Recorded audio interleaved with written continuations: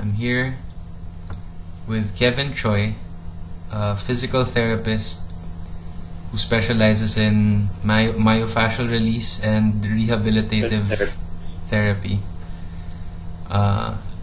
Kevin Choy is based in Hong Kong. He's Filipino, based in Hong Kong right now, working for a company called Joint Dynamics. Hi, Kevin. So, Kevin, can you give me a quick primer on yourself? So what are your qualifications in terms of educational and professional background? Okay, so basically I studied physical therapy in the Philippines, in Manila. I did my first 3 years in UST, and then I finished my bachelor's in Lasal Cavite. Oh, I didn't know that. And then so after that, like, I completed my 1 year of internship.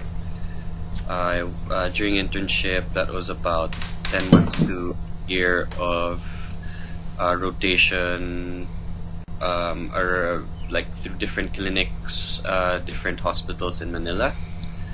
And during that time, I had a keen interest in sports rehab because my childhood and my entire life, I really had a really big interest in sports. So that's how I developed my passion in therapy or in rehab in general.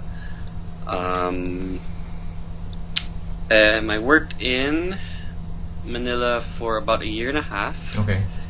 I did a lot of home therapy to start with people that I knew from around the village where I used to live.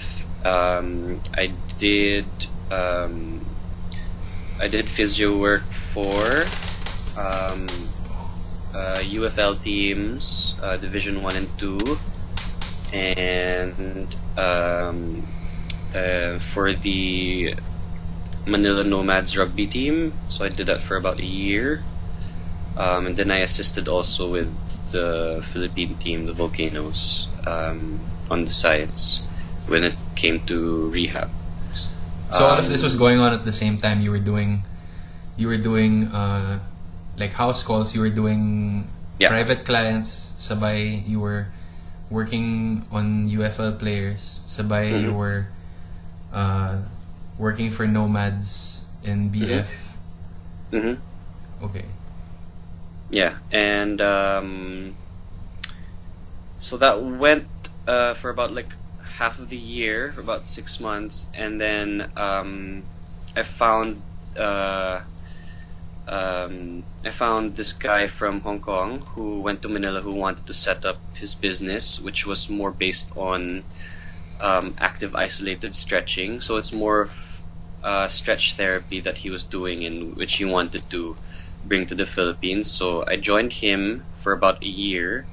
So we went around the Philippines, making people more aware about flexibility and about active stretching. So basically, active isolated stretching is it's a stretching technique that is assistive to the person. So we only hold the stretches for about like 1.5 to 2 seconds, and then we just increase the repetition. So basically, the person is also active, and we're assisting the person into the stretches instead of the old school way of stretching a person for like 30 seconds to a minute, which we used to do in the hospital. And then I guess things weren't going well for him in the Philippines, so he had another partner in Hong Kong who was looking for therapists, and then I got the job in Hong Kong. So I was there in Stretch Asia, Hong Kong, for about 2 years, and then I got another call of this physiotherapist who wanted to set up his own business also here in Hong Kong. So he asked me if I wanted to join him, and I said yes. So when I joined Joint Dynamics, what really got me keen into joining them was their vision. So basically, the tagline of Joint Dynamics is intelligent movement. And when we say intelligent movement, it's really more of an active kind of rehabilitation, an active kind of therapy for people. So we don't really use physiotherapy modalities such as like ultrasound, electric stim, or TENS, or ice or hot packs. Rather, we would use more of just our hands, so manual therapy techniques, and a lot of active functional exercises to get the person back into play or his end goal, or just improve the quality of life of the person. And yeah, the main sort of like functional parang, I guess, inspiration would be like 6 of our therapists and trainers in Joint Dynamics is they're fellows, or parang they're part of the fellowship of Applied Functional Science. Okay. So Applied Functional Science was started by Gary Gray. So parang his institute is called the Gift Institute. And it's being taught in Detroit, so they go there. It's about like a 40-week course that they have to take. And then our trainers were also inspired by Ido Portal, so they mixed both techniques for the active recovery. Parang ganon. So yeah, that's what I do in Hong Kong. Oh, okay. Well, and then so basically my role in Joint Dynamics is a stretch therapist. So I use all sorts of manual therapy techniques. My main modality is stretching, of course, but I'm also an active release technique practitioner. So again, that's just a movement massage-based therapy. And I'm proud to say I'm the only one in Hong Kong, and I guess if I go to the Philippines, I'm probably the only practitioner that does it. So I'm pretty proud of that. Nice. While I was working at Stretch and then transitioned to Joint Dynamics, I studied traditional Chinese medicine, so more of like acupuncture and moxibustion. So I tried to mix dry needling, which is the Western acupuncture, and the traditional Chinese medicine acupuncture sort of treatment. So it's a bit holistic. If I could just interrupt you for a sec, what is moxibustion, Kev? So moxibustion is it's part of the acupuncture technique, or even actually TCM technique, where you would use Chinese herbs, and then so you would, let's say you would like stick the there are a lot of techniques, but then the most common one is where you would stick like a bunch of herbs on top of the needle and then light it, and then basically what you want to do with that, or what your goal is with that, is you would warm their meridians. Okay. In order to, let's say, activate the chi or help with blood flow and stuff like that. So that's what they believe. That's what the Chinese medicine believe. Yeah. Okay. Just so that we can get a clearer idea, could you give me an example of a basic case and an extreme case that you have handled or you might handle? Like somebody comes in, a hypothetical situation, somebody comes in, they have such and such injury, and then how does what kind of injuries do you normally see? What's a basic injury you see? And what's the just a quick rundown of the kind of treatment that you would administer, and then to contrast, what is an extreme case injury that you might see, and just a quick rundown of what you might do. Okay, so like the most basic clients that I get are actually people, since Joint Dynamics is both a personal training facility and also like a physio / bodywork place. The people that I would see are more of the weekend warriors who either really beat themselves up during the weekend, who do a lot of trail running, ultra marathons, and also people who work out at least 5 or 4 times a week, may it be from CrossFit or whatever their personal trainer gives them.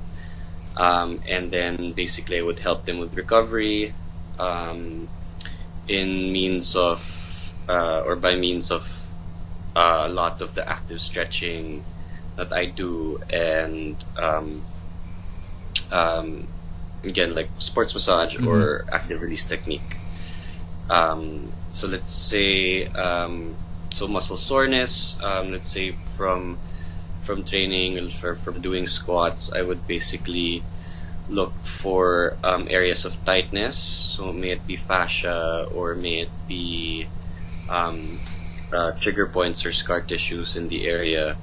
What I would do is I would try to break the adhesions in the soft tissue, and then after loosening that up, I would give them like active stretches to do, and if I feel that they are capable of doing their own independent stretches or mobility exercises, then I would just guide them to do that, because as much as possible we want to get people off the table, and so yeah, more of an active rehab sort of thing. Yeah. Extremes would be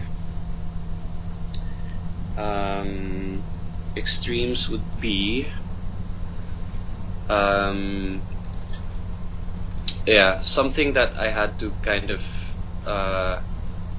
really think of a lot was more of so I would have like CrossFitters or Olympic lifters that would come in, and then like they would have really hard or difficulties in a front rack position. So that's kind of like if you're in a front squat position, the wrists are very bad, they can't do it, or they can't get into that sort of wrist flexion that they need,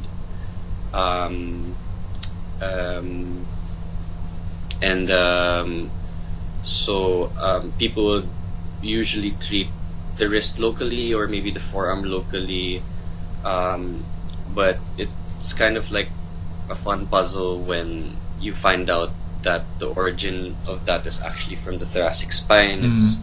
It's really stiff, so after getting that fixed, the shoulder loosened up a lot more, and then the elbow loosened up a lot more, and then the wrist was able to actually get into that flexion.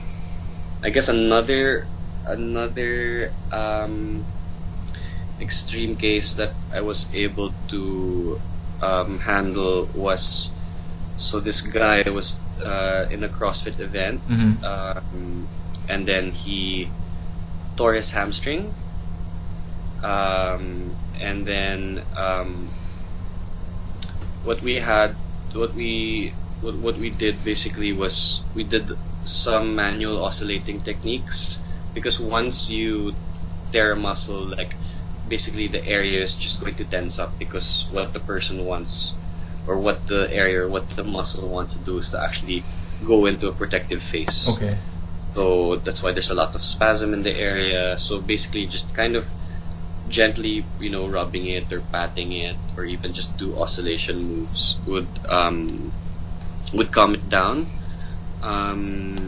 We also use at that point, because it was too painful also, we used a little bit of ice to numb the pain, and then we started doing a little bit more manual stuff. But what I like to use to calm also um, to calm an area down is also a lot of magnesium oil. So I prescribe a lot of magnesium supplements to my patients. So yeah, so from that we had to take him to a lot of like activation techniques for the glutes, and then actually also you can't stretch the area that's been torn, so it was a lot of we had to also like basically just promote a lot of circulation in the area and kind of wait for that to become a lot better. But we just started doing more stabilization exercises for the hip, and then also mobility in the ankle, because we found that those were actually his problem areas that kind of caused that hamstring tear. I see. So it was compensating. Parang that muscle was compensating for weaknesses in other parts. Yeah. But I mean, you can't also blame the person, because parang like if he was in a sporting event and then fatigue sets in, you're not really going to think of form anymore. That's true. And you just that's the con, I guess, of CrossFit. But all athletes go through that. Yeah, we have I have questions for you about that, but maybe another time pag tayo lang. Okay. So you've sort of answered this question, but I'm not sure if you'll have the same answer. In your opinion, what are the most common ways to treat musculoskeletal trauma in athletes? Oh, wait. Sorry, did it lag? Hello? Yeah. Okay. Sorry. In your opinion, what are the most common ways to treat musculoskeletal trauma in athletes? Musculoskeletal trauma for athletes. Depends on the gravity of the injury or the trauma. Let's say if it's a really bad tear where you see like hematoma, or again like blood pooling in the area, or like the pasa as what we call, just to kind of help with the person's pain sensation, we would put some ice into it just to numb it. The fastest way, I guess, would be the cryotherapy spray, because that acts like really fast. It numbs it right away, and sometimes it's more instant than ice. And then again, we would basically calm down the spasm of the muscle through manual therapy techniques. And then let's say, because we can't really touch it yet, if it's too acute, then we would probably use like kinesio tape to help decompress the muscle, just so that when the person's walking or moving the joint, then it's less painful. As much as possible, we try to keep the person moving. And then let's say like when the pain has gone down, when the scar tissue has formed or the adhesion has formed, then there's less pain, so we can actually get into the muscle itself. We would promote blood circulation to the area by using massage techniques, myofascial release, and then sometimes like we use the Graston tool, which is like it looks like that silver spoon looking thing, something like that, like a palette knife, na dull. Yeah, exactly. Yeah. So it's very, very light strokes around it, just to like have more blood circulation into the area. Now we do this because we want to promote, the new cells to come in and speed up recovery or help more of that tissue rebuilding in the area.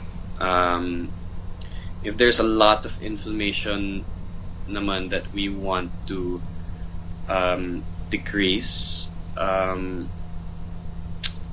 we would actually get the person more active. So let's say if sprained ankle, if let's say a ankle dorsiflexion or plantar flexion, meaning like just pointing and flexing the ankle is too painful, then we would actually try to activate the hamstring. So we would do exercises for the hamstring, activate also the quads, which is the thigh, the anterior part or the front area of the thigh. We would contract it, or also stimulate or massage the area, just so that the blood gets to circulate more. It gets to bring the venous flow is a lot better in the area generally. Okay, so kind of like what you were saying earlier, na if someone has an injured hamstring, the glutes. Yeah, the glute. There might be problems elsewhere. Same with this. If the affected area is too sensitive to touch, you'll stimulate other areas that are connected somehow to that area to increase so that, blood flow. So increase the blood flow. Hopefully, or basically what we the blood in the in the inflamed area would actually be drained through the lymphatics, because like the lymphatics are everywhere in the body, so we go through the lymphatic system of the body to kind of stimulate. It's just like saying na parang, if you're stuck in the first floor and then you have to assist someone, you're basically throwing him a rope and then kind of pulling him up towards the second floor from the first level. Parang ganun. Like another passageway. Yeah. Okay. Yeah. Okay. Yeah.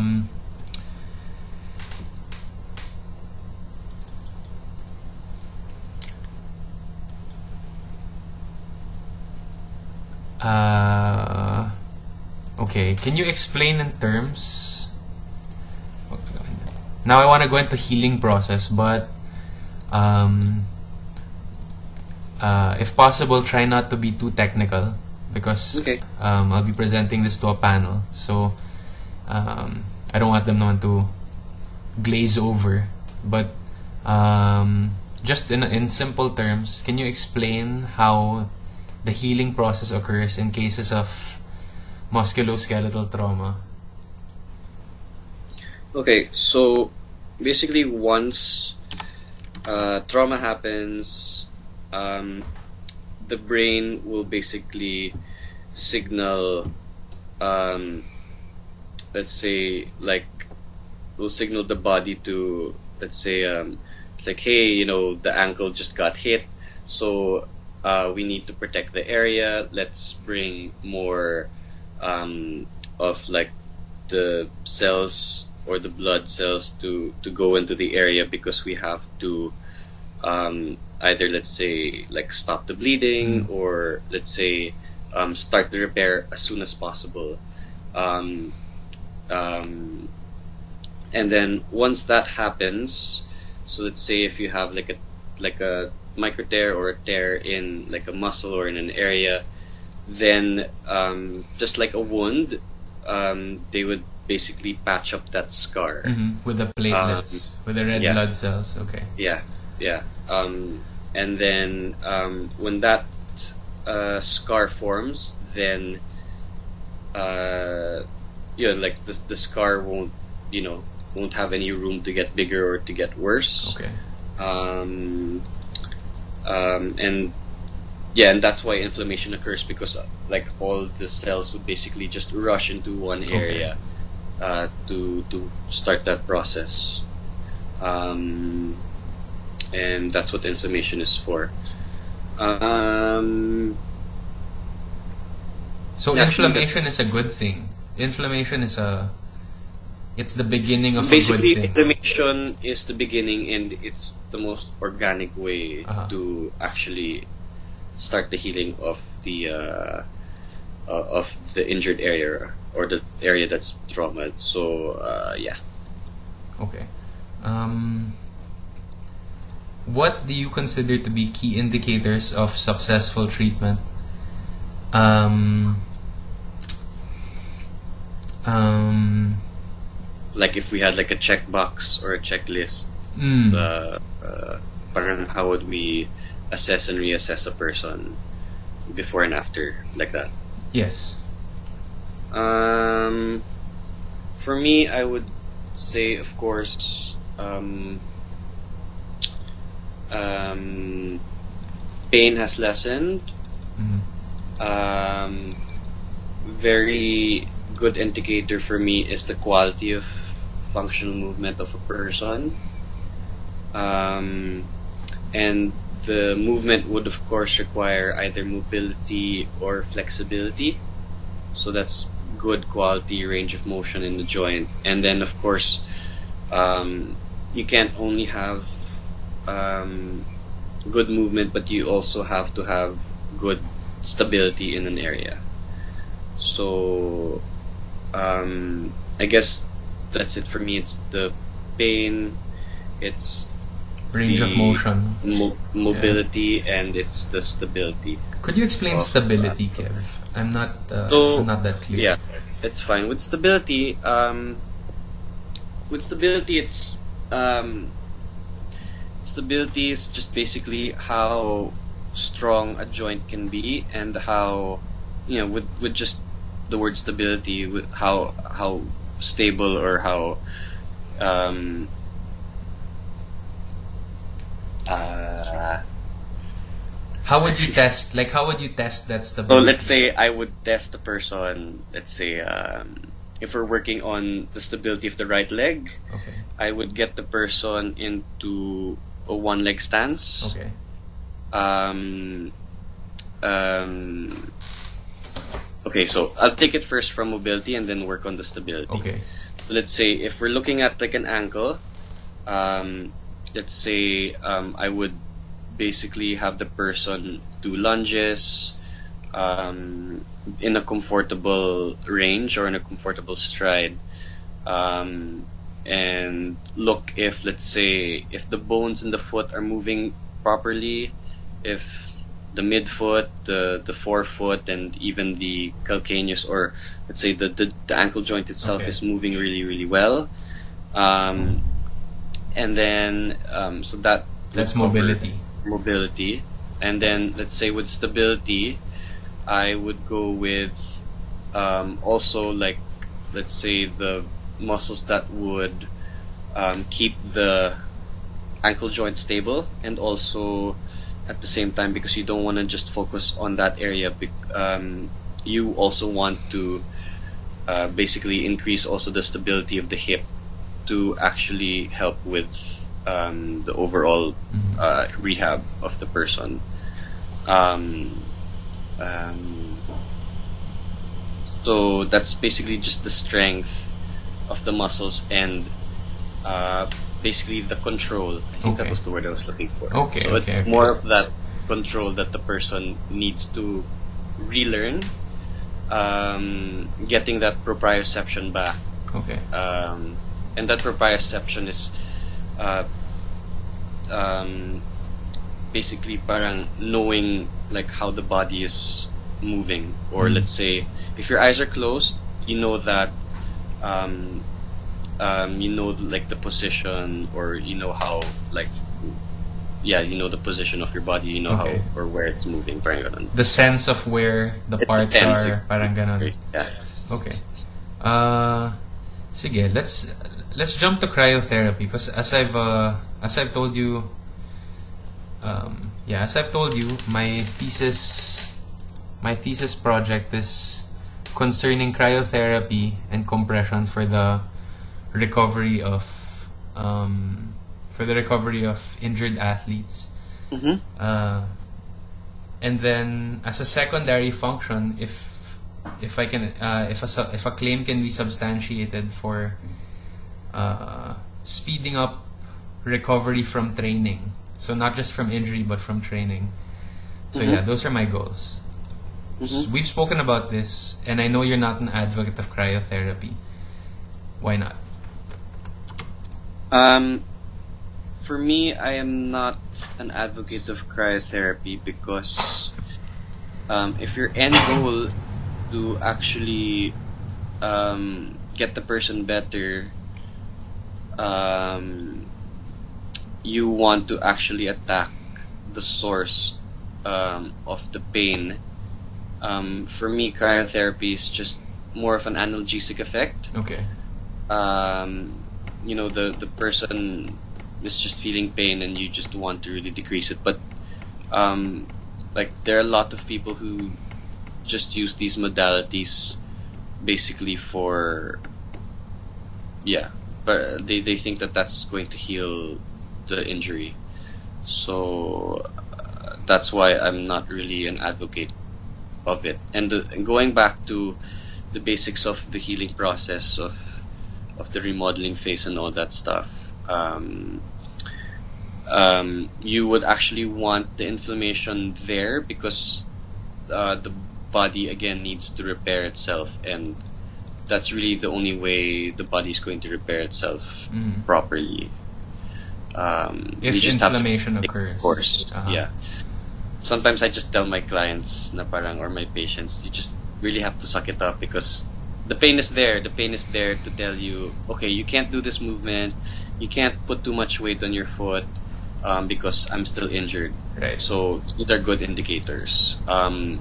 If let's say, if your foot is numb and you start walking and your brain can't really tell you na parang look, it's this much painful. The pain scale is, let's say, 8, but you don't really feel it. You can just keep going, and then you can basically injure yourself again. Yes. So basically, pain is that whole sort of. It's like it's a cue, or it's like a feedback. Yeah. Telling you na, look, take it easy. It's okay. Your limb is about to break. Parang ganon. Yeah. Kumbaga, if there was no pain, lakad ka ng lakad, di mo na pala alam, bali na pala yung paa mo or something like that. Exactly. Yeah. Okay. Well, I just thought of this now, no? And I feel like it would be more appropriate later in the interview when we talk about compression, but I might forget. So you mentioned earlier na in the treatment of injuries, sometimes you will avoid touching the affected area because the pain is so great. You also said that cryotherapy serves as an analgesic, so it numbs the pain. So my question is, if you were to use cryotherapy to numb the pain so that you could do your work, would that be ideal, or would that still be counterproductive? I believe it would still be counterproductive because not only does the patient have to be patient, but also the therapist. I believe na parang if you give something, if you give a stimulus to the patient, or let's say like a treatment to the patient that the muscle will reject, then it's fine. You just have to basically stop. Okay. But if the body wants it, then you can keep going, because the more you reject it, parang it's no use. It's just like teaching someone that's stubborn. So you're saying that you don't want to fight the cues being given by the body. If the body says you don't touch this spot, in your opinion, you shouldn't touch that spot. You want to leave it alone. Yeah. What's the line between the body saying that though and the patient saying that? Who's able to tell it? Are you, or is the patient? Or are you able to tell it from the patient's screams? I guess with assessing the current state of the injury, you can, like, the therapist can tell, but it's also coming from the patient. Na it's basically, if it's too much, then hindi ko na talaga kaya. In terms of, let's say like a muscle strain. So basically with a muscle strain, wala naman like inflammation, or it's not really a very it's not like a grave injury. Once let's say once a therapist use palpation and you're feeling into the soft tissue, into the muscle, and you're working on it, you'll be able to know if the muscle's coming down, softening up, getting more supple and better. But then once it starts to spasm up again, meaning like parang the muscle will want to protect itself, na parang yo, don't touch me, like try to go a little bit easier, I might come down. Yeah. I'll work with you. Okay. So just like decrease the pressure that you're giving me. Parang ganun. Yeah. Another follow-up question to that. Have you ever been in a situation where, as a therapist, you know, na parang kaya eh, the muscle is ready for treatment, but at the same time, the patient is freaking out. The patient is like, no, it hurts too much. Please don't touch there. But where you as a therapist are like, man, this guy has a very low threshold for pain. Yes. You have been in that scenario. Yeah, Okay. I've been in that scenario. I ask because I'm just trying to substantiate a situation where cryotherapy might be helpful, might be useful. So yun. Okay. I guess yeah. Yeah, I see where you're actually. Yeah, what do you mean? That's what we used to use. When it came to like when I was doing internship. Yeah. We used a lot of modalities. So basically, like I used to work in this sports rehab center called Summit in Ortigas. And what we would do is, let's say if we had a patient come in and we knew that we had to smash the person, meaning like do like a really deep tissue massage, let's say on the hamstring of the person. Yeah. We would basically ice the hamstring for about 15 minutes, and then after that, that's when we would smash the hamstring. Parang, yeah, it's numb, but then parang as I was again, internship is the time to really play around with everything and kind of experiment yourself as a therapist. The muscle wasn't really getting as supple, even if nagnanumb yung you have that numbing feeling, because I guess also it's very superficial the numbing, like the cold is the very numbing superficial. is also very superficial, or where the ice cannot penetrate deep. Parang yeah, the ice doesn't penetrate deep at all. And what you actually want to hit are deep structures. Because muscles. Lalo na sa leg, because it's a thick muscle. Yeah, exactly. I So see you what still you're have the skin, fat, and then fascia, and then muscle, like stuff like so that. So you would say that's one of the limitations of ice that you've come across. Ice, it's too superficial. It's too superficial. Yeah. I guess also with heat. Yeah. And that's why when it comes to heat is applied in a longer duration, just so that the effects of the heat are a lot better and I guess a lot deeper. So Para it's like, makapenetrate. Yeah. So, from what you've said, could I assume that if there was a way for ice to be for a form of cryotherapy to be more deeply penetrating, you would find a use for it. You would be able to find more use for it in your line of work. Or sa'yo di pa rin talaga?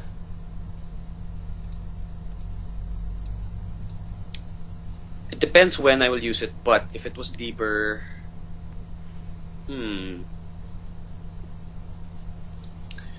if it would be deeper, I think I would still say no. Okay. Yeah. Okay. Okay, so we've established your position on cryotherapy. I just want to go through the different types of cryotherapy and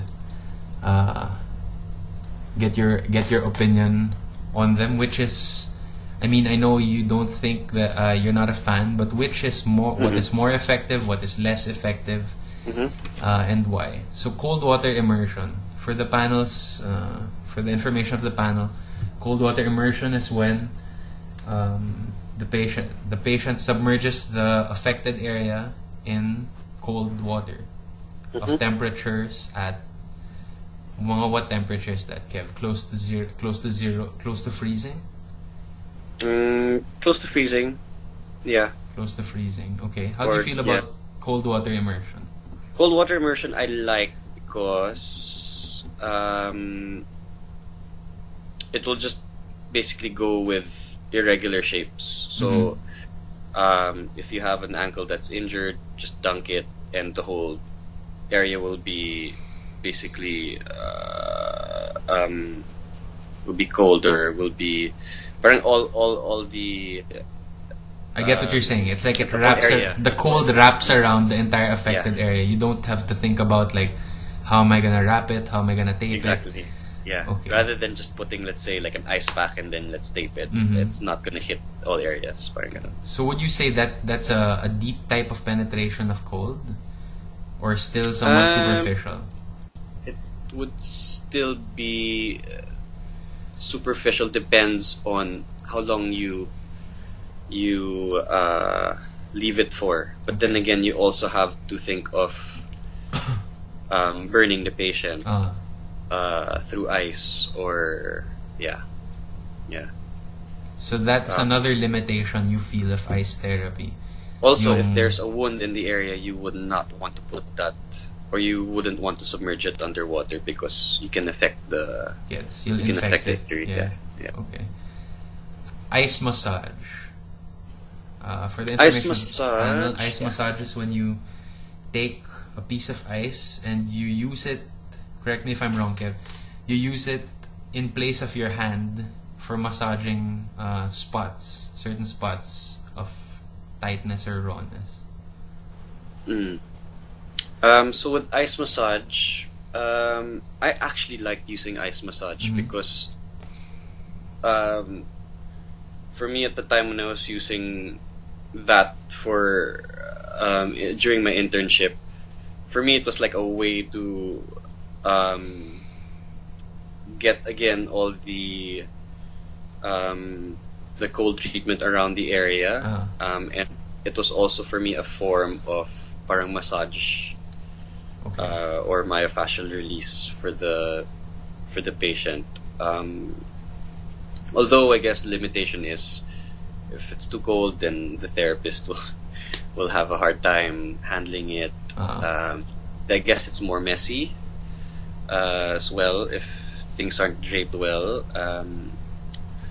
But I would still, let's say, if I was still old school, I would pick the immersion more than the ice massage. Yeah. Okay. Yeah. Just to get an idea, how hard are you pushing this piece of ice into the guy's back? Let's say same level that you would massage, or lightly. It depends, but then it's just mostly superficial. Okay. So you want to do like one stroke, take a half step, another stroke, half step, another stroke, or you can do circular motions. Just so it's kind of like the I forgot the name, the thing with the starts with a G, therapy, the thing with the metal implements, Graston. Yeah, Graston. Is it similar? Not really, because parang the goal of the Graston tool is different. So it's to basically release the soft tissue. So it's different. Okay, yeah. Ice massage doesn't release the soft tissue. It can with, let's say, trigger points. But then parang what you're looking for is the friction from that Graston tool. So what prevents ice massage from being similar to the Graston technique is the moisture that pools around the ice and the skin. Yeah. So parang wala masyadong friction. Okay. So I would friction is say. something that you need for the release. Friction is something you need for release. Yeah, and to get the blood going into the area or increase the circulation of blood in the area. Okay. And ice massage doesn't do that because the ice stops the blood from flowing there, right? Yeah, with the grass stone, sometimes the person would get bruised, but it's not the same as like a traumatic bruise. Okay. Yeah. Ice packs. Ice packs depends on again what kind of ice pack you use. There are a lot of kinds also. There are a lot of types of ice packs. But then, yeah, the size can be limited. But let's say it's good for lower back stuff, big areas. There's also a lot, not a lot, but then there's also possibilities of burning the patient.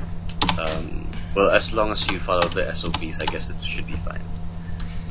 But I would still go for cold immersion. But again, if it's just a simple area, then yeah. If it's a small area, then ice packs is okay. Chemical cold packs, like yung mga gel, those gel packs. How do you feel about that? Yeah, I think it's pretty good. It's more accessible to everyone. It's small, it's compact. Depends. I think these are the ones that you have to put in the freezer, no? Yeah. I was thinking because there's hot pack pala yun where you have to press something and then like the chemical will. The chemical warmers. That's hot. Sorry, lag. That's a chemical warmer, right? The thing you put in your shoes and in your gloves when it gets cold. Yeah. Yeah. So chemical cold packs. How do you feel about that, man? Chemical cold pack. For me, it's just like with the. Wait, sorry. So, the ice pack is just basically, let's say, like a Ziploc with ice. Yes. Yeah. Yeah. Okay.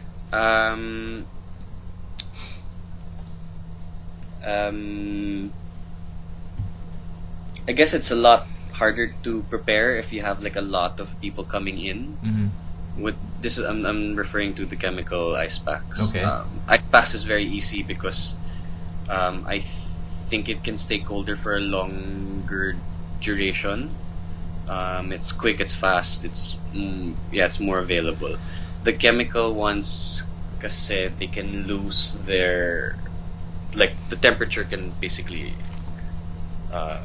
increase fast. I agree. Actually, I've had similar experiences where I've got a chemical cold pack in the freezer for hours, 9 hours. It's waiting in the freezer. Yeah. I take it out, I put it on my shoulder, and in 2 minutes the temperature has increased significantly. Exactly. So parang and then you have to put it back in the freezer na naman. Exactly. Yeah. So it's impractical. You find it impractical, you would say. True. Okay. And then going by the book, you need at least, let's say, 10 minutes to 15 minutes for the cold therapy or cryotherapy. Yeah. So that's it. You mentioned this earlier. Cold sprays. Cold spray. Mark's favorite. I would go for that. Let's say in the field. Let's say if a player goes down and let's say he has a cramp or trauma, then it's quick, it's easy. You don't need to store it let's say chemical ice packs or normal ice packs. You don't have to store it. You just go spray it.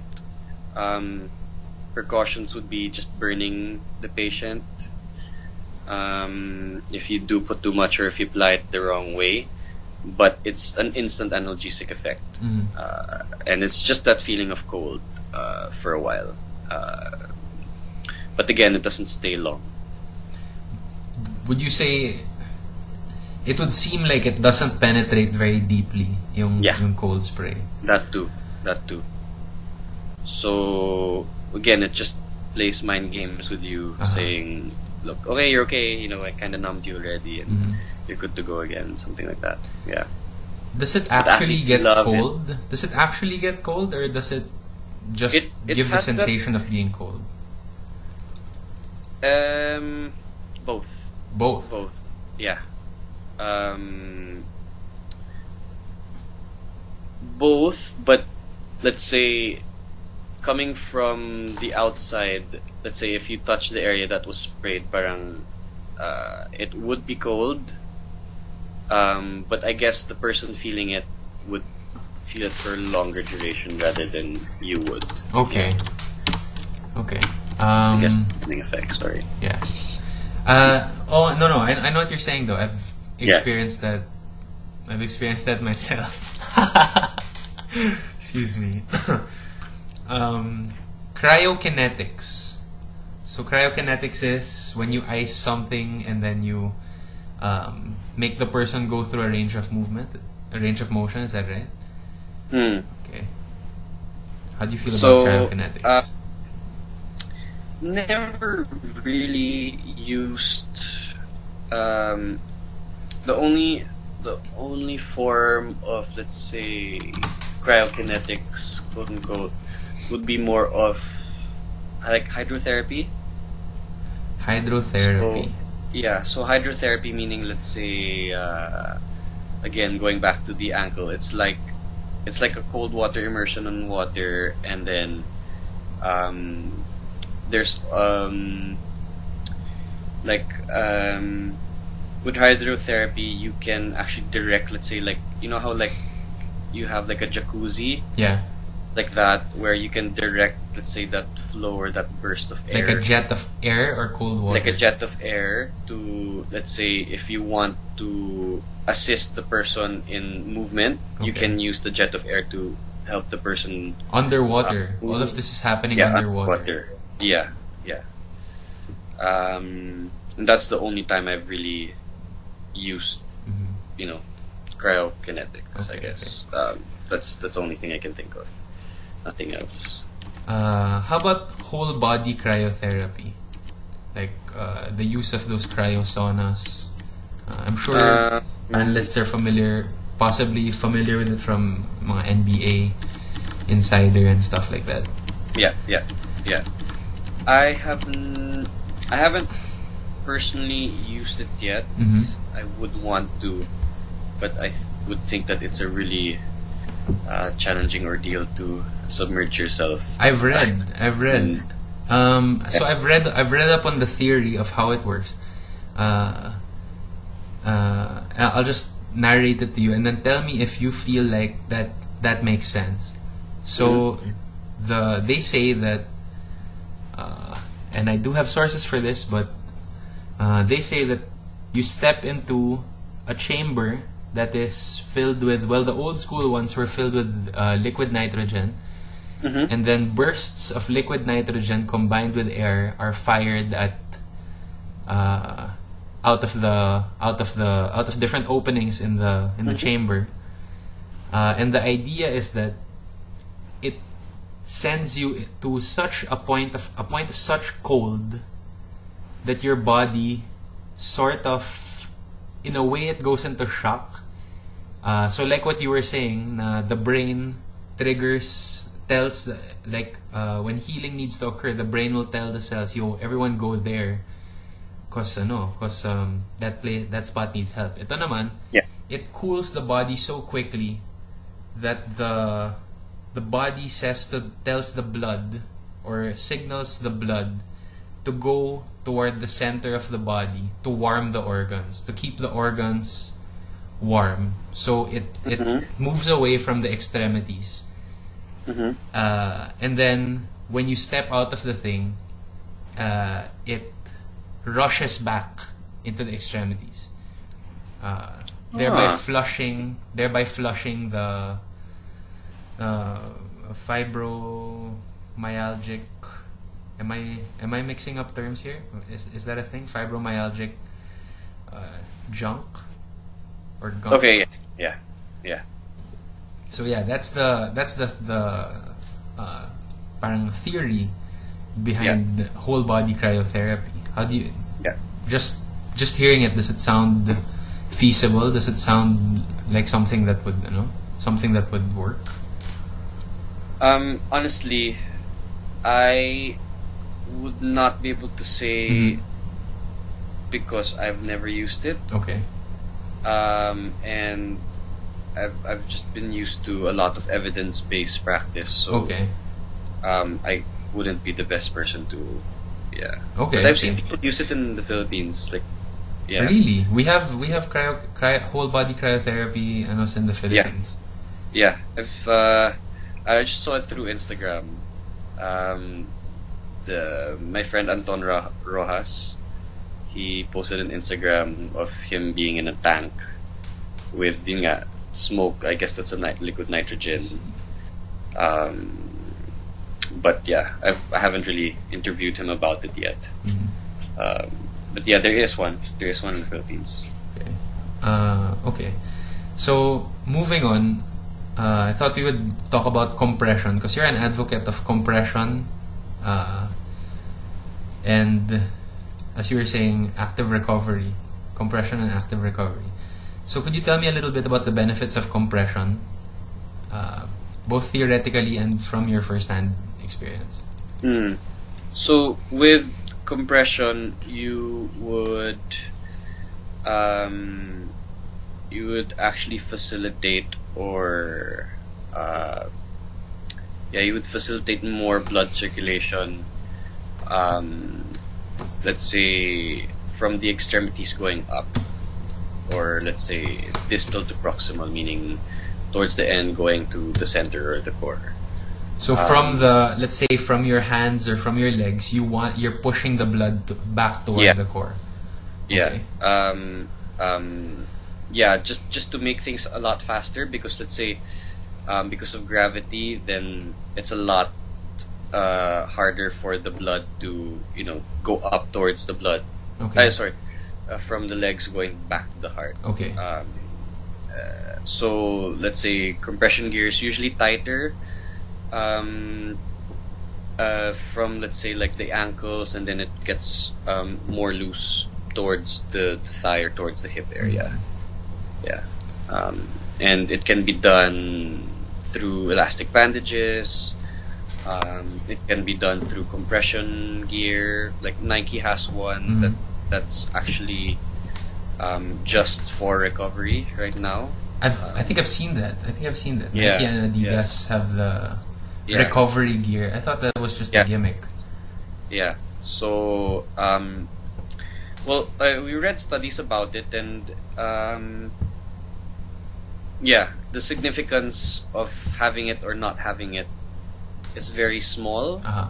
But I guess when you're in that level of sport, I guess you would want to use it, especially when you're in season. And same goes for like these guys who do a lot of marathons, or triathletes who use compression gear for their play or for their sport, I guess. Yeah. So yung compression gear of that sort for the recreational athlete, it's marginal. The difference in performance you feel would be marginal. And the difference in recovery and performance would be marginal. Yeah. I guess just about 1%. 1%. Something. Yeah. If people knew that, I don't think compression gear would sell so well. Yeah. That's why, it's really confidence talaga in the athlete. It's a different topic, but then the athletes, the psychology of the athlete and the way the athlete thinks and its mindset and its motivation is so huge. Yeah. And yet you are an advocate of compression. Is that compression for recovery, not for performance? Is that what you're saying?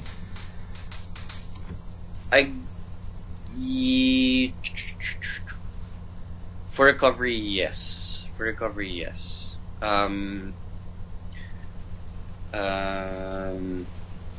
But then again, if it helps the athlete, then I just go ahead. Why not? Okay. But then if we're talking about like strict results, parang from a clinical standpoint, behind the scenes, parang Okay, could you just rattle off the difference in the role that compression plays, comparing recovery and performance. Kasi I'm having a little bit of, I'm a little confused. Because it seems like it's the same thing. It seems like it would be the same. It would actually be the same thing when it comes to recovery, and parang the theory of using it is still the same. Yeah. Parang what you want to achieve is actually the same. Okay. May it be through recovery or during sport or training. Yeah. So why do you advocate it for recovery, but not really for performance? Because I guess I come from the side where I would go, fix yourself, get better, improve your injury, and I just want you to be as independent as you can be, and not use a lot of, you don't need all this gear, just be simple and just, if you're good and if you perform well, then that means that it's really your muscles and you're ready for it and all that. So yeah. For recovery, then again, same thing as I said before, but of how it would work. I like it, or I like it also because it would work the same way, I guess, as ice, but not stop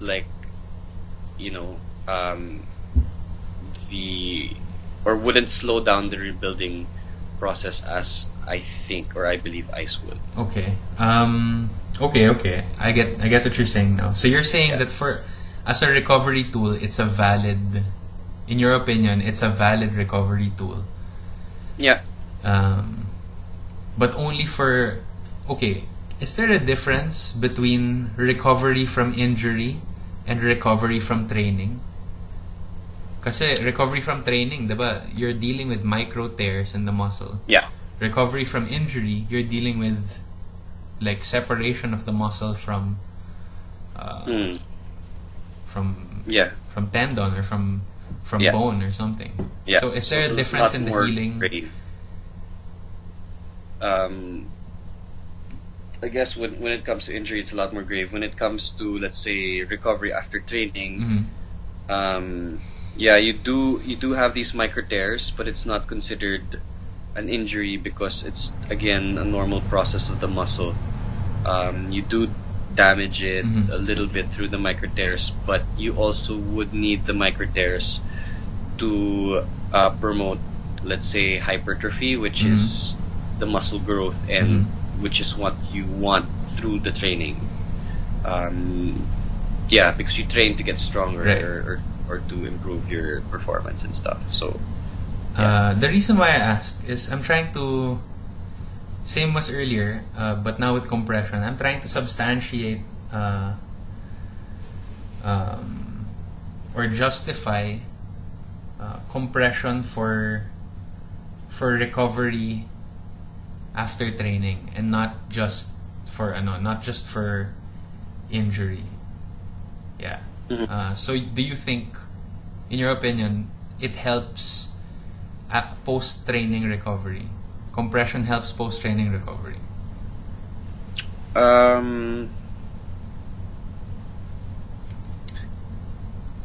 Yes, I would believe that it would help athletes or people who are training.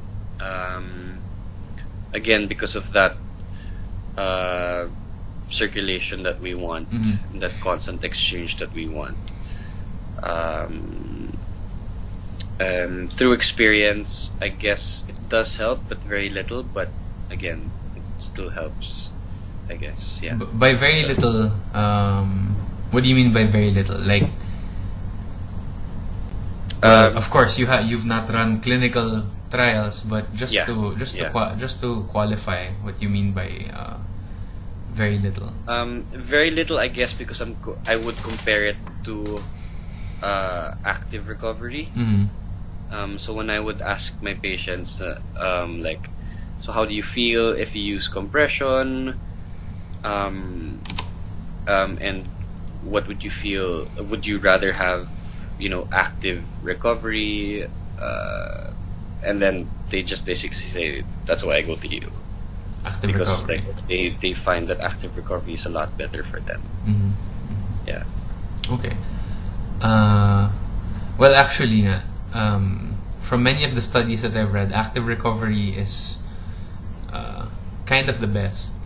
But as we were talking about earlier, the Yeah. goal of industrial design is to design products that people at both ends of the extreme can use. So those who are extremely proficient and those who are extremely dum-dums, like yung mga assume that the user is a fool and then prepare the product accordingly.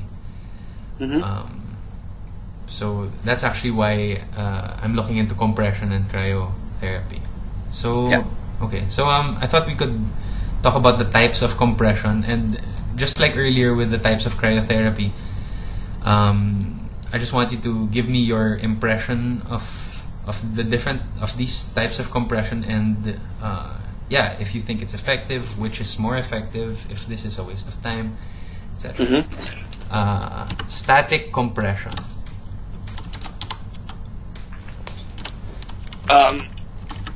Wait lang. Sure. Can you also define? Okay. Static compression, I guess, is kind of like an example would be with compression gear. Diba? Yung it's uniform compression over a large area, and it's sustained uniform compression.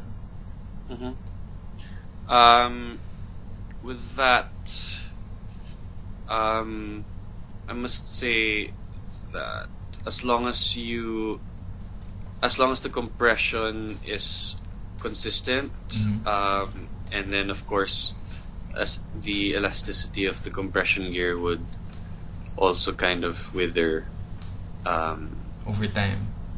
over time. So, just make sure that the compression is right or the pressure is right with that one. So you're saying that it's very prone to inaccuracy. Kasi over Yes. time it gets looser. It also depends on on which brand you buy, the quality of the brand also. Yeah.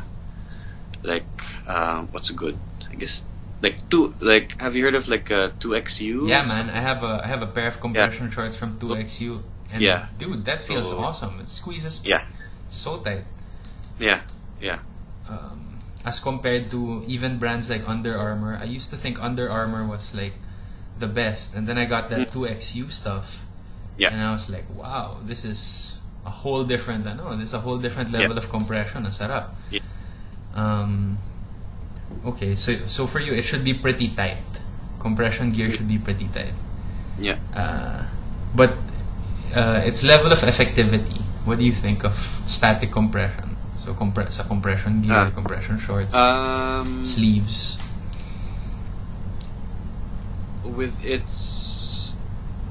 I think it's on the safe level. Okay.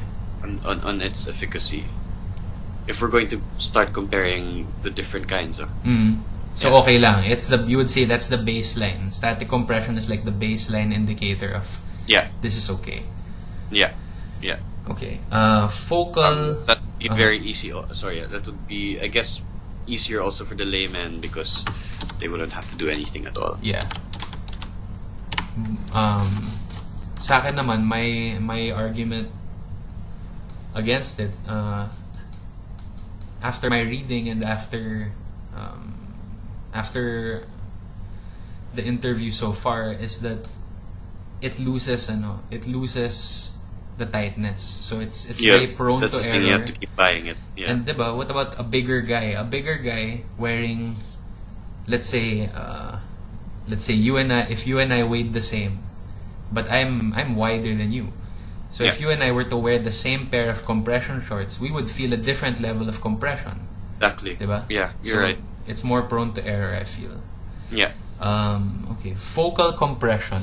As I understand it, focal compression is when you press on certain parts lang. So it's not uniform. It's focused on certain spots. And I actually thought that we're kind of jumping forward, but the voodoo floss band that you were telling me about, I think would fall under the category of focal compression. Correct me if I'm wrong, though.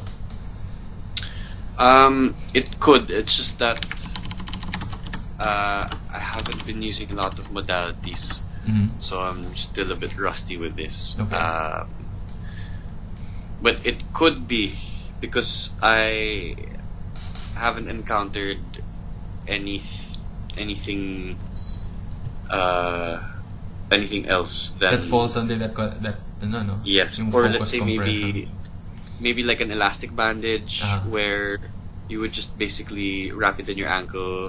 That's the most basic thing, I guess. Rather than a global compression. Yeah. So you would just wrap the affected area. Yes. Yeah. So what do you think of with that? You would still probably have to teach the person. Let's say make it tight in the distal end, and then just loosen it up as you go up, as you go higher. Again, like if the person doesn't know how to do it, then that's probably the negative or the downside to that. So I've just thought of something now that you've mentioned that.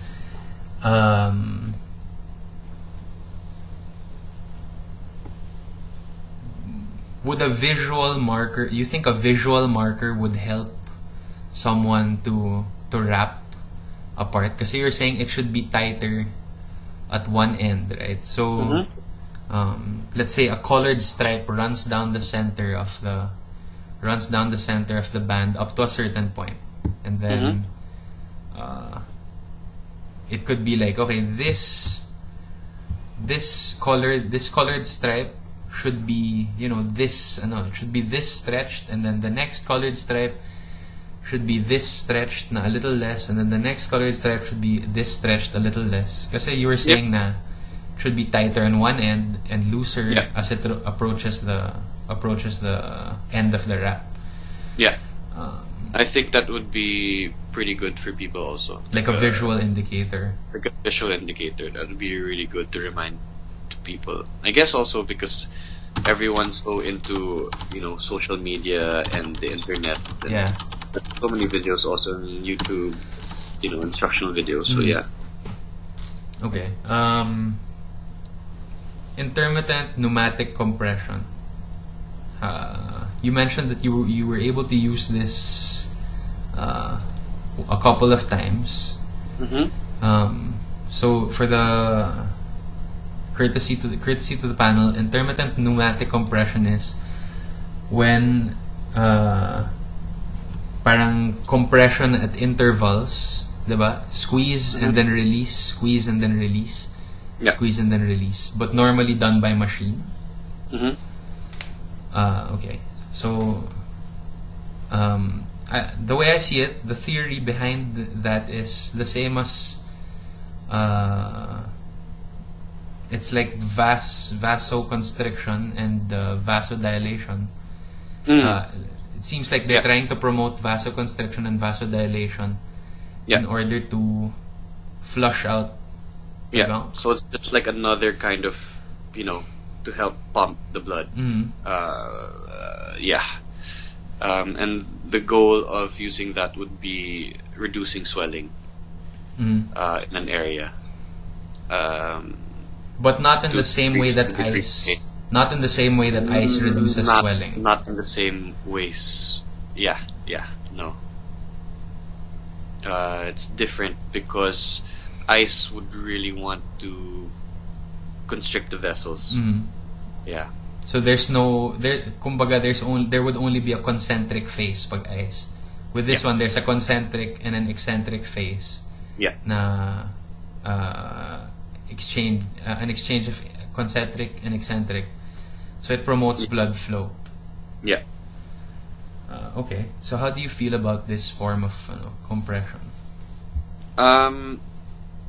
That form of compression, I think it's good. It's what every clinic would use if they did have that sort of machine. Mm-hmm. Just because, yeah, it's again more active than it is static. Okay. Um, and then I guess we would also, if we could combine it with other modalities to make it even more effective. Mm-hmm. Yeah. Like such as what, Kev? What modalities might come to mind? I would, let's say, okay, so if you would wrap the intermittent compression, let's say, on the foot, Okay. I would use like an electric stim. Mm-hmm. This was during my internship. We would use electric stim, but not to actually like have the muscle pulse. So you're just basically, again, you're activating the muscle in like a higher area or like a higher segment, Okay. or like above the injury, just so that you can still kind of that would help more of the pooling and circulation of blood and Mm-hmm. gunk, I guess, flushing out of gunk. Okay. Okay. So same format as no, we didn't have this format earlier. I want you to kind of give me an idea what you think of these products that are in the market that make use of compression. So same as the concepts of compression, but just ngayon products. Mm-hmm. So foam rolling and foam rollers in general. Mm-hmm. So with foam rolling, it's actually more of a self myofascial release. So tight areas, adhesions, scar tissues, trigger points, then people would use that, especially if they don't have like let's say professional masseuse or a therapist to work on them. Then that's how they go about it in terms of mobility, flexibility. So it's a self tool. It's everyone uses it just because it's available already everywhere, and it helps when it comes to movement and tight areas. Yeah. Mm-hmm. So it's not how, let's say, compression would work. Mm-hmm. It's not the same as compression. Foam rolling is not the same as compression. Yeah. Okay. You're using pressure, but then it's a different goal. It's more of smashing the tissue. Yeah. So kind of like you're flattening out the cords of muscle. Would that be an accurate description of what's happening? Yeah. I was actually reading something about they were kind of saying that foam rolling is not myofascial release, because they were saying that for myofascial release to occur, it requires a grabbing of the skin, because that grabs the superficial layer of the fascia, and then it causes friction. Parang MFR, myofascial release, for the panelists, occurs when there's friction between the superficial layer of the fascia and the deep fascia. Mm-hmm. And then from that, parang the fibers that are in between the gunk gets kind of like how if you rub your hands together a lot, mga libag will come out. Parang ganon. That's sort of the gist of what I read. And they were saying with foam rolling, the same doesn't happen kasi the thing simply passes over the skin. So they were saying it's more of muscle. It's more of the muscle that's getting targeted with foam rolling, and not so much the fascia. Yeah. So that's right also. But let's say like you can manipulate it to become a myofascial release. So I guess yeah, that's why also like some brands they call it trigger point because it's more of the trigger point muscle therapy. But let's say you can also move. Let's say if you're going for the quad, you can put the foam roll, or you can put the quad on the foam roller, and then you can flex and extend the knee. So there's still going to be that movement. There's still going to be that kind of friction or rubbing in between the fascia. Okay. As long as there's the right amount of pressure in the area. So it's still it's not a foolproof myofascial release tool. It still requires a great deal of manual skill. Yeah. But for the layman, that's good enough for them. I personally have a somewhat damaged foam roller at home, but it brings that's me the advantage relief also of the though. foam roller. Yeah, disadvantage of the foam roller, if it softens up, then you'll probably have to get a new one. Yeah. Okay, how about we've already talked about compression sleeves and gear. Voodoo floss band, we mentioned it earlier, but could you so give with the us your opinion on it? with the voodoo floss band, I like it because it's an active approach as well, so you get the person moving. You basically apply it to a certain area. You cut the blood supply. You basically saturate the muscle, or sorry, you saturate the area, and then when you release it, then like the area becomes a lot looser. They say that you are able to strip away gunk in the area. But honestly, I haven't done too much research on it. It also can be the fact that you're actually using the active part of the treatment to improve it. And of course, if it's compressed, then there's also resistance. So it's a lot better in a functional point of view. But yeah, I couldn't find a lot of research on it either. Actually, I only found this.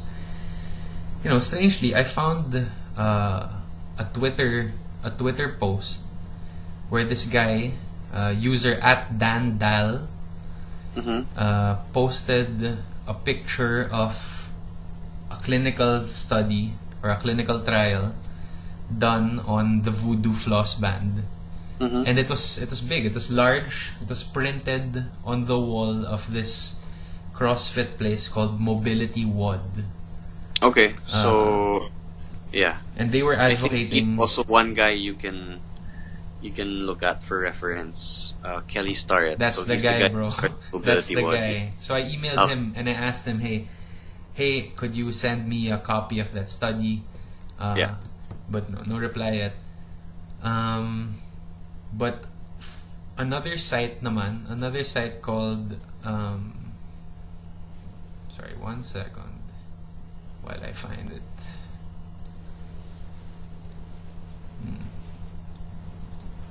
Vaseo Clinic.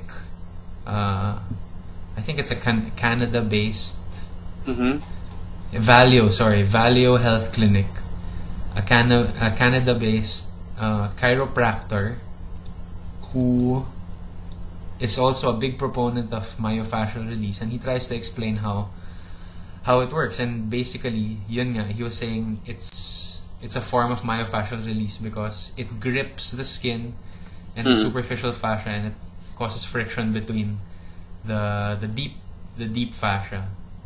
Okay, yeah. And then when they remove it, when you release it, all the blood comes flowing back and it flushes out the gunk. And he was also saying that apart from that, by restricting the range of motion, because of the tightness of the wrap, it restricts the range of motion to remove the margin of error sa movement. And so when you release it, your muscle more easily remembers kasi you moved it through the range of motion, through that strict range of motion. So they're saying when you release it, it will only move through that, or the tendency will be for it to move through its intended range of motion. And so that's why they say you'll get more strength from it. But no, walang clinical trials to prove. It was just theory, but he seemed to know what he was talking about, though. So voodoo floss band, you like it? I like it. I pretty much use it whenever I can. How about for non-injured individuals? Let's say, because right now what comes to mind is when power lifters wrap their knees with that parang it's like a very firm seatbelt like thing that they wrap on their knees. So that kind of comes to mind, but can the voodoo floss band be used by people who are not injured? Does it provide benefit? Do you feel? Yeah. For people who just want to increase their mobility in a certain joint or in a certain area, then yeah. Kelly Starrett has a book. He basically he teaches people how to do their own myofascial release and how to use the voodoo floss in every situation. So it's something you can look at, yeah. Okay, so you would use it as a training tool. With what effects? Like what you said increase mobility. What about strength? Would it increase stability and thereby strength?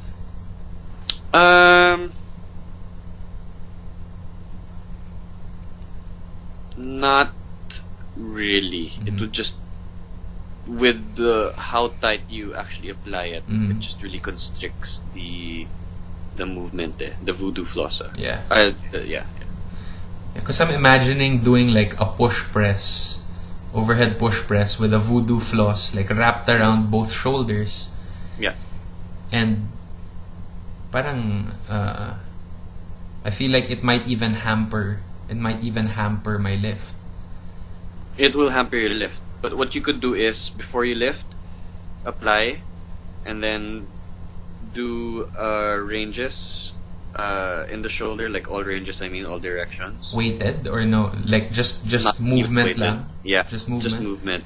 And then take it off and then try again and then see how it feels. And ikaw, you would expect to see an improvement in results after doing that. Yeah. I see. Depends on the case, but if it's just very basic stuff, then yeah. So it could be and is used as a training tool na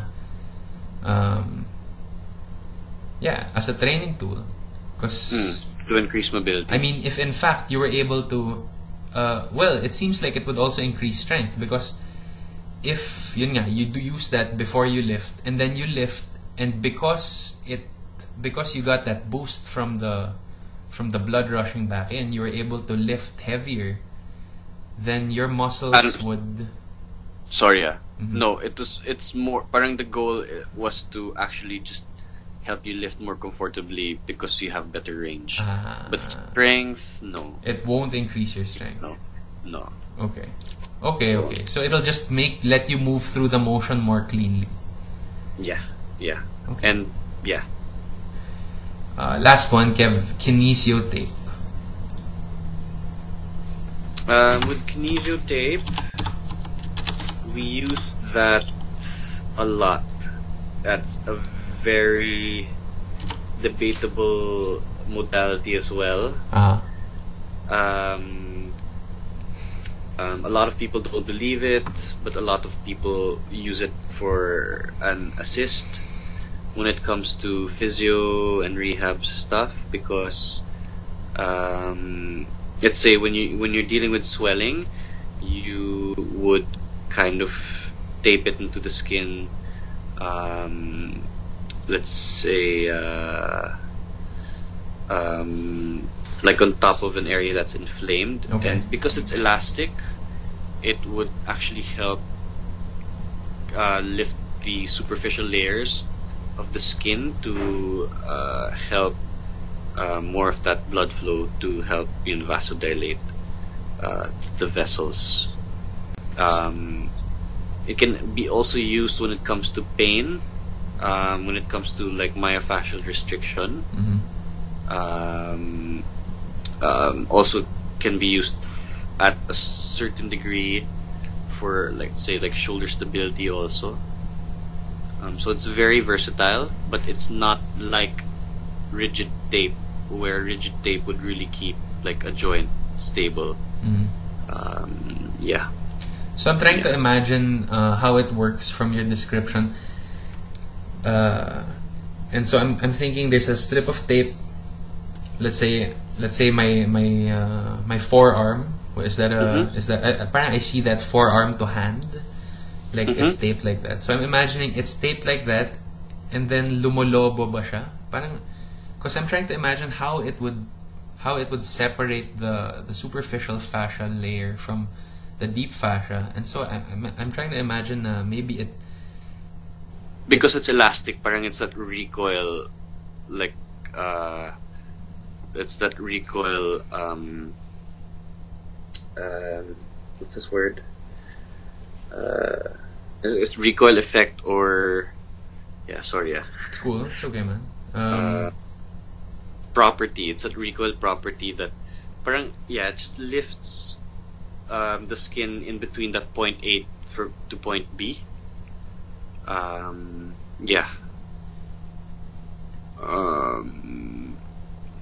It's those colored tapes that you like rock tape. Yeah, exactly. Yeah. Okay, so you like kinesio tape. I like kinesio tape. For purposes of pain relief, or more for rehabilitation, increasing the stability of the muscle? It's more of pain relief. Let's say, because like I guess, can I just give an example of a case? Of course.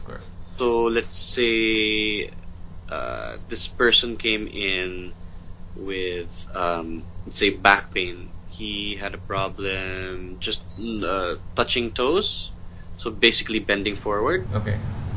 So how I would apply kinesio tape is, you would want to decompress the painful area. So I would test first, let's say, with the skin of the person. I would, let's say, push the skin up towards the head, and I would tell him, okay, can you bend again and touch your toes and see if that's a lot better. If he says no, then I would tell him to go back. I would grab onto the skin again, push it down, this time towards the hip, and then have him do it again. If that's better, then that's how I would take it. Okay, so you're kind of looking for the spot that requires support. You're looking for the spot Either that needs support the or support. decompression. Yeah. Okay. Yeah. And then usually, let's say, if there's a specific painful area, also like a small spot or a very local area of pain, then we would do like an asterisk technique. So we would just put like strips, like crosswise, X, and then that would decompress the area also. The compressed area being in the center of the asterisk. So you're saying from the center of the asterisk, the skin is being pulled toward all sides of the points of the asterisk. That's how it's. That's how it decompresses the. That's how I understand, and that's how I would. Use it also. Okay. So it pulls it along the same plane as the skin. Kumbaga, it doesn't pull it up like that. It pulls it like that, away from the from the center. Different. So it towards. And it pulls it. Okay. I understand. Yeah. I understand now. Okay. We're reaching the end of the interview. It's a pretty long interview, man. Thank you for putting up with no it. problem. What's this called? Final question. Do you feel that a product that synthesizes or combines the different properties of these three products, or these three concepts of healing, could be beneficial either as a tool for physical therapists or rehabilitative practitioners such as yourself, or even for individuals in the home. Do you feel that there's room to combine these technologies? Even if I am against cryotherapy, for people at home who don't really have that grasp of what we do, I believe that it will help, just because that whole transition, let's say if they get injured, they don't have anyone there to take care of them. That whole time of injury until they visit someone who can actually help them with their injury, then I guess that would be beneficial for them. So like as a first response? As a first response. As a first response for a layman, you would still recommend ice? It's safer than nothing. It's safer than nothing. Depends again. Sorry, yeah. That's okay. Depends again on the level of trauma or the level of injury of the person. If it doesn't swell up or anything like that, I would still advise the person to just let it breathe and let it go through its process. But if it's about pain management, then why not? Yeah, for them. Okay, but what I meant was like, imagine a product, if you would, that combines all of the pros of kinesio tape, compression, focal compression like the voodoo floss band, and then ice. Kasi I would ice, and perhaps even alternating ice and deep penetrating ice and cold, ice and heat to stimulate kasi diba alternating ice and alternating cold and heat will stimulate blood flow. So yeah, could you imagine a product that might combine the three, or who knows, possibly more other technologies? I guess with the compression and ice, yeah. But again, you're also asking me about me being against ice, right? Yeah. Considering that that you don't advocate ice treatment. Yeah. For me, the ice would just really contradict what you want to achieve from compression or from the other products that we discussed about a while ago. Just because you would slow down the whole process of healing, like let's say the enzymes and just basically whatever happens during tissue repair. Because you're preventing the swelling. You're preventing the swelling and you're slowing basically the whole process down physiologically. On a cellular level, you're saying on a cellular level you're cellular. slowing the. I see. Yeah. Okay. Yeah, I've read some studies on that as well. It gets a bit difficult to comprehend at that point because different studies say different things. So it's hard to say what's the real study. Tapos sometimes you'll find a study that supports your claim, and then another person will call it a low quality study. Yeah, While so it's another always person, biased with, yeah, depending on what medical company has sponsored the exactly, study. exactly, which is just all the same with a lot of the pharmaceutical drugs also. That's true. That's true. Yeah. Okay. I think that about does it. Thanks so much, Kev. You're welcome. Hope I was able to help you. Yeah, you were, man. You were, even to expand my understanding of the subject matter in general. Okay, I'm gonna end the recording now.